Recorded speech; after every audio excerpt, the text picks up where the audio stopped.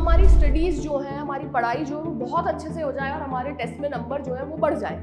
तो ऐसा कैसे कर सकते हैं? 3 घंटे में क्या पढ़ोगे? देखो, अपने पास ना बेटा एक रूल होता है ना? 1 2 3 वाला रूल। ये 1 2 3 वाला रूल क्या कहता है? पढ़ने का मतलब क्या है? कई बच्चे ये गलती करते हैं पढ़ते टाइम कि सिर्फ और सिर्फ पढ़ते ही रहते हैं। लेके बैठे हैं एनसीईआरटी, लेके बैठे हैं मॉड्यूल, पढ़ रहे हैं। आज हम बात करेंगे कि जिन बच्चों की AIR 1 आती है, क्या वो बच्चे कोई ऐसा टाइम टेबल बनाते हैं जो एकदम परफेक्ट होता है, जो सबसे यूनिक होता है, वो कुछ बहुत अलग करते हैं क्या बाकी बच्चों से?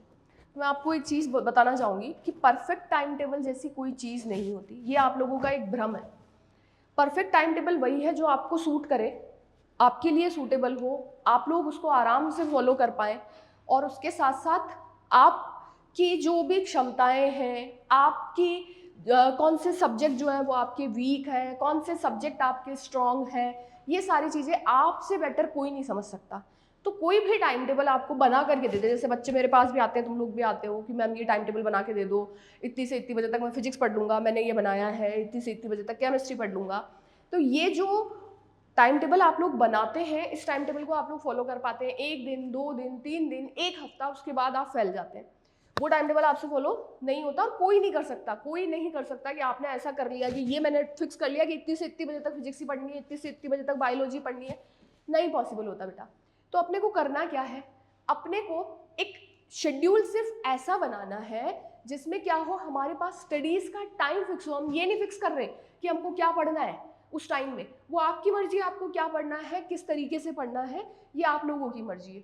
हम लोग बस पूरा दिन जो है हमारा, उस पूरे दिन में कितना टाइम होता है हमारे पास, उस टाइम को हम किस तरीके से बांट दें अलग अलग हिस्सों में कि हम अलग अलग टाइम जो है हमारा वो बहुत ही अच्छे तरीके से हम लोग यूटिलाइज कर पाएँ कि भाई हमारी स्टडीज़ जो है, हमारी पढ़ाई जो है वो बहुत अच्छे से हो जाए और हमारे टेस्ट में नंबर जो है वो बढ़ जाए। तो ऐसा कैसे कर सकते हैं? तो देखो बेटा, एक बात हमेशा याद रखना कि आपकी जो मंजिल है वो आपकी पिछली असफलताएं जो है वो डिसाइड नहीं करती, आपकी आज की मेहनत क्या है ये डिसाइड करेगी कि आपकी आगे जाकर के मंजिल क्या होगी। ठीक है? तो जब भी कभी भी तुमको ऐसा लगे कि अब मेरे से नहीं, मेरे टेस्ट में नंबर कम आए, पिछले टेस्ट में भी कम आए, अभी भी कम आए हैं और मुझसे नहीं होगा, तो देखो, हर सुबह जब उठते हो, हर सुबह एक नया अवसर है तुम लोगों के लिए। तुम चाहो तो हर दिन उठ करके डिसाइड कर सकते हो कि आज के दिन, सिर्फ आज के दिन, क्या मैं अपनी सफलता के लिए एक कदम और आगे ले सकती हूँ क्या, या ले सकता हूँ क्या। आप लोगों की मेहनत जो है वो कभी कभी बर्बाद नहीं जाती, कहीं ना कहीं किसी ना किसी रूप में वो मेहनत हमेशा काम में आएगी। तो ये मेहनत अपने को किस तरीके से करनी है, सिर्फ उसके लिए एक छोटी सी गाइडेंस जो है वो अपने को चाहिए होती है। तो मैं आप लोगों का पूरा जो दिन का शेड्यूल है उसको एक बार अपन ब्रेक करेंगे इधर और फिर समझेंगे कि किस किस टाइम पे अपने को क्या करना है। तो आप लोग कोचिंग आ जाते हो 2 बजे, 2 से 7 बजे तक आपकी कोचिंग होती है।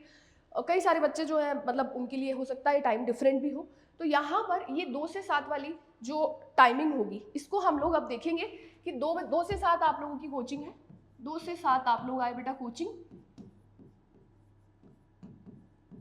ठीक, अब बात करेंगे 7 बजे कोचिंग से छूटे आप, 7 बजे कोचिंग से छूटे, उसके बाद क्या होगा? 7 बजे कोचिंग से छूटने के बाद आप लोग जाएंगे यहाँ से, तो मैं ऐसा मानती हूँ कि आधा घंटा, पौना घंटा, इससे ज़्यादा किसी को घर पहुँचने में नहीं लगता होगा।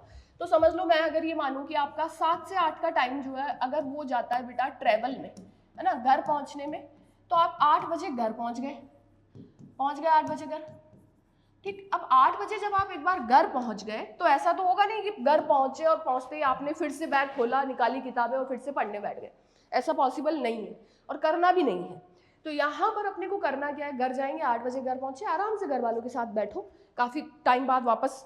ऑब्वियसली सारे घर वाले जो होते हैं वो सब कहीं ना कहीं किसी न किसी काम में बिजी होते हैं दिन भर, तो शाम को सब लोग मिलते हैं, आराम से बैठ करके उनके साथ बातें करो, अपनी दिन भर की बातें शेयर करो, उनके साथ डिनर करो।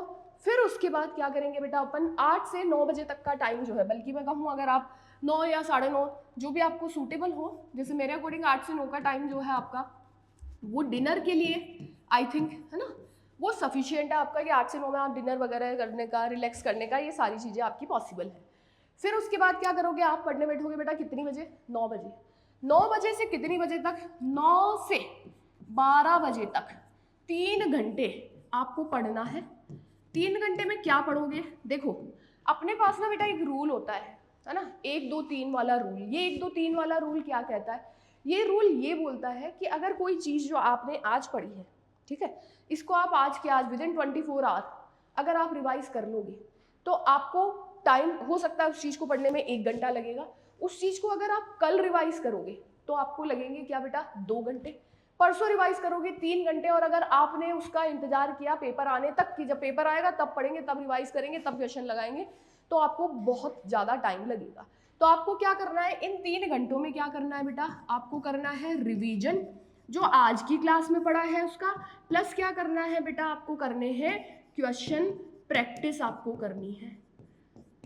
क्या करना है, रिवीजन और क्वेश्चन प्रैक्टिस जो आज पढ़ा है। मैं ये नहीं कहती कि आपने 3 सब्जेक्ट पढ़े होंगे तो तीनों सब्जेक्ट का आप रिवीजन आज ही कर लोगे और आज ही क्वेश्चन प्रैक्टिस कर लोगे, अगले दिन सुबह के लिए छोड़ दो, जितना बन पाता है उसको करना है। प्लस ये जो 3 घंटे हमने लिए हैं इनमें अपन क्या करेंगे बेटा, 5-5 मिनट के ब्रेक ले लेंगे। 5-5 मिनट का अपन क्या करेंगे, ब्रेक ले लेंगे बीच में। जब 1 घंटा हो जाएगा 5 मिनट का ब्रेक लिया, फिर अगले घंटे के बाद फिर से 5 मिनट का ब्रेक लिया। अब सोने से पहले अपने को क्या करना है, सोने से पहले अपने को अगले दिन की प्लानिंग करके सोना है। क्या बोला मैंने, अगले दिन की प्लानिंग करके सोना है। अगले दिन की प्लानिंग का मतलब क्या, आप सुबह उठ करके क्या पढ़ेंगे, किस तरीके से पढ़ेंगे, ये आपको प्लान करना है। सिर्फ मैं यहाँ टाइम बता रही हूँ आपको, मैं ये नहीं बता रही कि आपको क्या कौन सा सब्जेक्ट पढ़ना है, कौन सा सब्जेक्ट के कितने क्वेश्चन लगाने हैं, ये सब आप डिसाइड करेंगे, क्योंकि आप सबकी क्षमताएं जो है वो अलग अलग है। कोई बच्चा फिजिक्स 3 घंटे लगातार पढ़ सकता है, कोई बच्चा 1 घंटा फिजिक्स पढ़ के बोर हो जाता है, कोई बच्चा 3 घंटे बायोलॉजी पढ़ सकता है, कोई आधा घंटा ही पढ़ सकता है, तो सब अलग अलग पढ़ सकते हैं। तो ये जो टाइम मैंने यहाँ पे डिवाइड किया है, इस टाइम में आपको अपनी कन्वीनियंस से पढ़ना है, अपनी सुविधा से आप डिसाइड करेंगे। तो सोने से पहले प्लानिंग किसकी बेटा, अगले दिन की, कि अगले दिन उठ के जो टाइम है आपके पास उसमें क्या क्या पढ़ना है, तो अगले दिन की प्लानिंग करके सोएंगे। अब अगले दिन की प्लानिंग करके आप सो गए भाई 12 बजे, कितने बजे उठेंगे आप आराम से उठिए 7 बजे, कोई दिक्कत नहीं है। आप 6 घंटे 7 घंटे की नींद आराम से लीजिए। आप 12 से 7 बजे तक आपको सोना है, ठीक। अब ये हो गया आपका 7 घंटे की नींद हो गई। इसमें 7 घंटे की नींद आप लोगों के लिए बहुत ज़रूरी है, ये बात आप अच्छे तरीके से रखिए। हमारी जो शरीर है ये भी एक मशीन की तरह है, जैसे मशीन को टाइम चाहिए होता है, आराम चाहिए होता है। फैक्ट्रीज देखो कई सारी जो होती है दिन भर चलेगी, रात में बंद रहेंगी। जो मशीनें रात में चलती है वो फिर कुछ टाइम दिन में बंद रहती है। तो हमारी बॉडी जो है इसको भी टाइम रिक्वायर्ड होता है। तो ऐसा नहीं, कुछ बच्चे सोचते हैं कि पढ़ लें, हम तो सुबह 4 बजे तक पढ़ रहे हैं, 2 घंटा सो के फिर उठ गए 5-6 बजे, 6 बजे उठ गए फिर से पढ़ने के लिए। अभी तुमको लग रहा है तुम कर रहे हो, बाद में बॉडी एकदम से धराशायी हो जाएगी, पता नहीं चलेगा। तो क्या करना है अपने को, नींद भी प्रॉपर लेनी है। अब यहाँ पे इसके बाद क्या करना है बेटा, जब 7 बजे उठोगे तो बेटा एक गोल्डन रूल है ये, इसको अपने गांठ बांध लो कि सुबह उठने के बाद का जो पहला घंटा होता है, वो घंटा जो होता है उस पर आपका जो माइंड है वो इतना ज़्यादा एक्टिव होता है। उस टाइम पे जो कुछ भी पढ़ोगे वो आपको बड़े आराम से याद रहेगा, बहुत आराम से समझ में आएगा। तो इस टाइम पे आपको क्या करना है बेटा, इस पहले घंटे में 7 बजे जब उठोगे 7 से 8 के बीच में वो चीज़ जो आपको सबसे ज़्यादा डिफिकल्ट लगती है उसको रिवाइज करोगे। क्या करना है अपने को, 7 से 8 में क्या करना है बेटा, 7 से 8 में डिफिकल्ट टॉपिक जो है उसको रिवाइज करना है।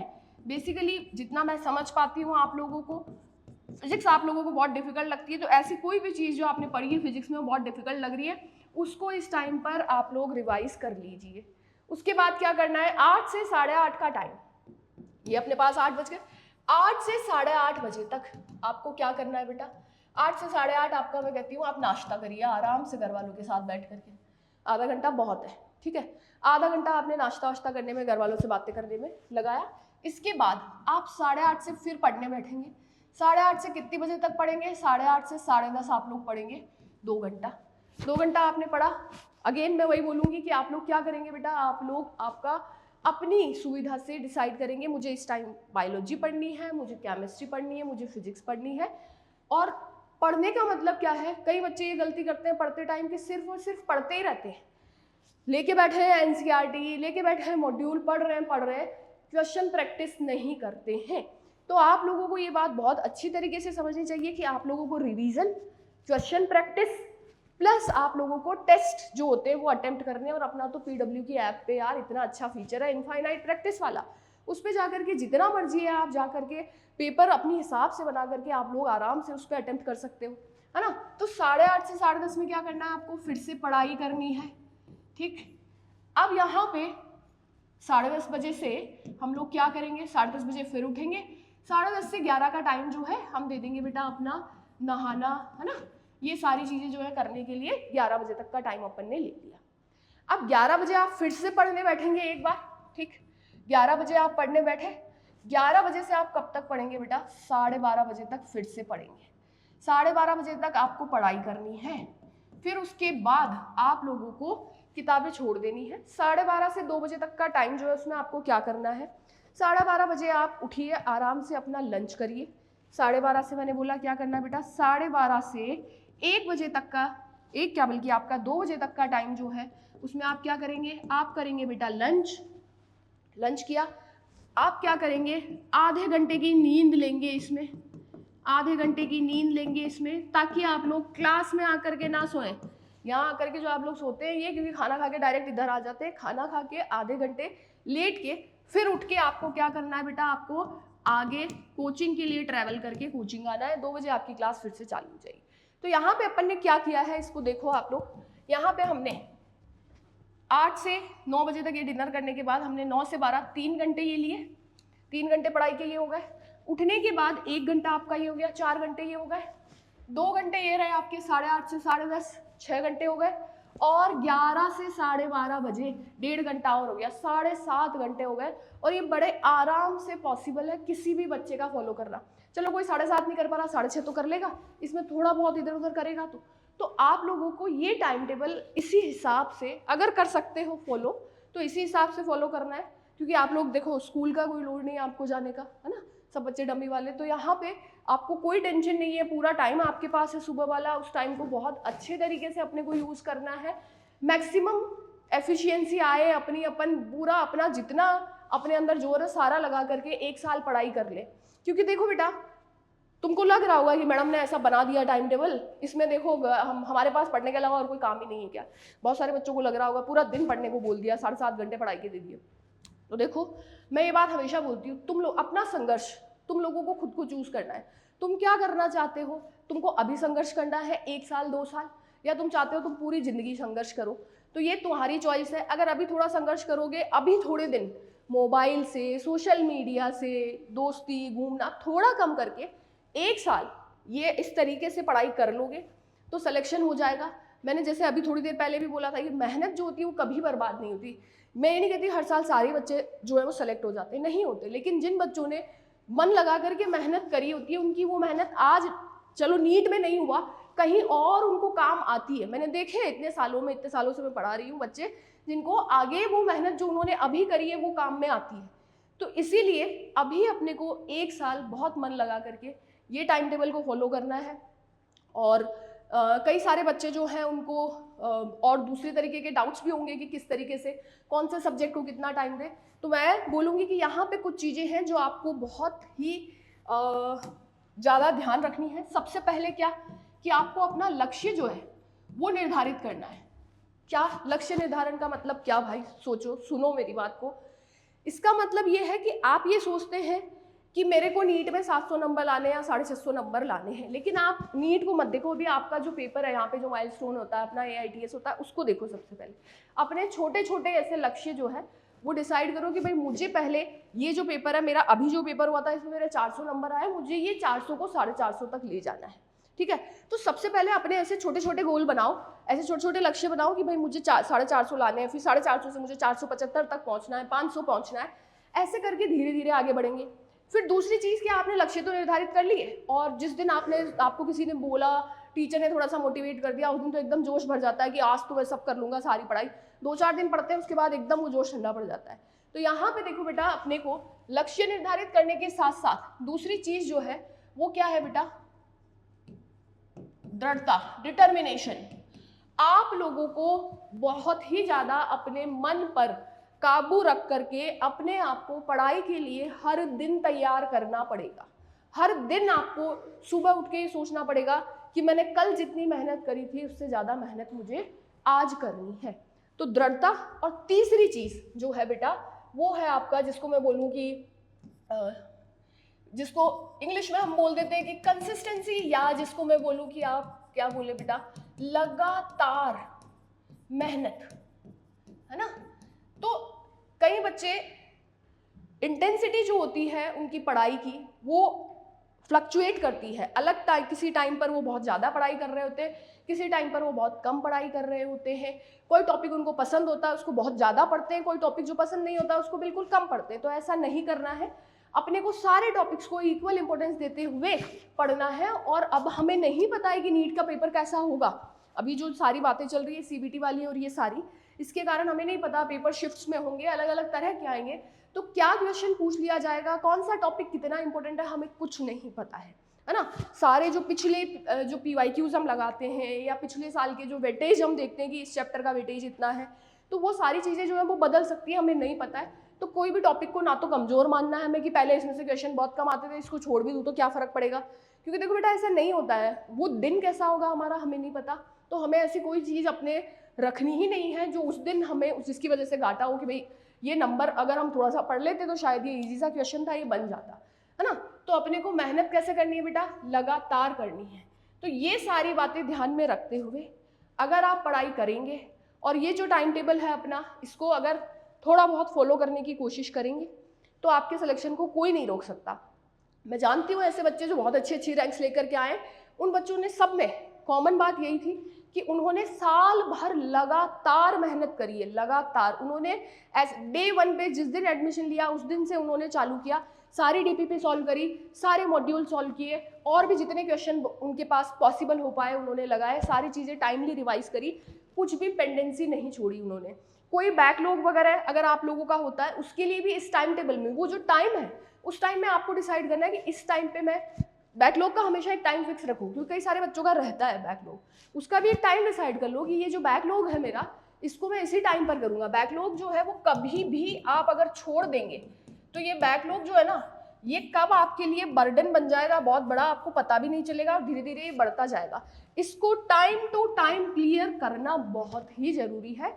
तो इसके लिए अपने डेली शेड्यूल में 1 घंटा चाहे तुम रख लो कि मुझे ये बैकलॉग को क्लियर करना है, उसमें आप किसी दिन फिजिक्स का बैकलॉग क्लियर करो, किसी दिन केमिस्ट्री का करो, किसी दिन बायोलॉजी का करो, इस तरीके से बैकलॉग को साथ के साथ क्लियर करते हुए चलना है। ठीक है, तो ये सारी बातें हैं अपनी आज की टाइम टेबल से रिलेटेड। अब अगर किसी को डाउट हो तो आप लोग पूछ सकते हैं। जैसे यहाँ पे तो MCQs की प्रैक्टिस होती है, बोर्ड्स में लिखना पड़ेगा, उसके लिए क्या करेंगे? ठीक है, तो इसको समझते हैं हम लोग। देखो 2 तैयारी है हमारे पास, एक तो नीट की और एक है बोर्ड की, है ना बेटा। तो नीट की तैयारी जो है आपकी, इसमें क्या होता है, ये है आपकी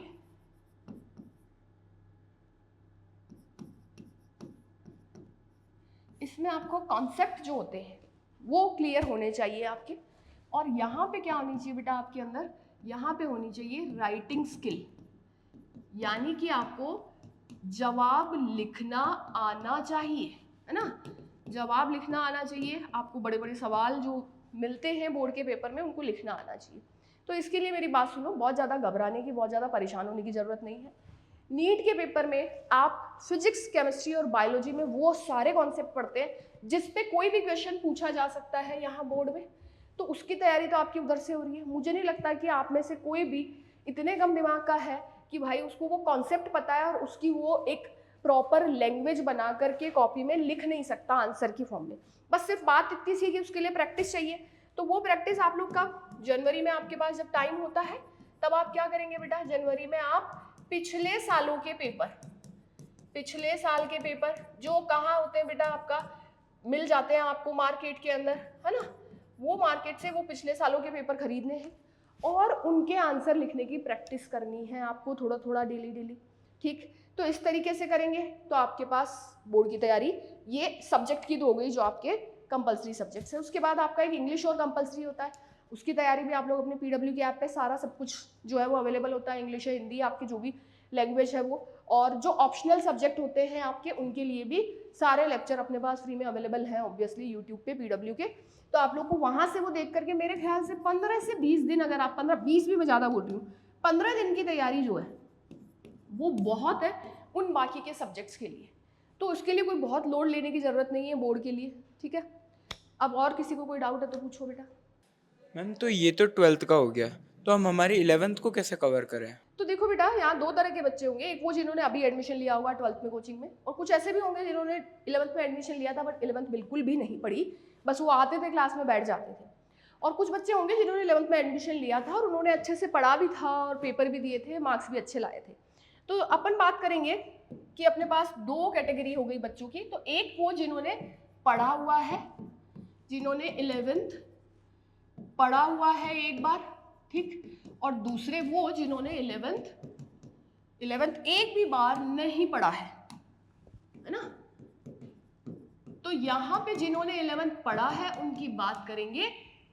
पहले तो भाई जिन्होंने पढ़ा है ना, जिन्होंने पिछले साल पढ़ के पेपर दिए, मेरी बात ध्यान से सुनना बेटा, उनको बिल्कुल भी घबराने की जरूरत नहीं है। आपने पिछले साल बहुत मेहनत करके बहुत अच्छे से वो सारे टॉपिक पढ़े थे, तो ऐसा नहीं कि आप उनको भूल गए हैं।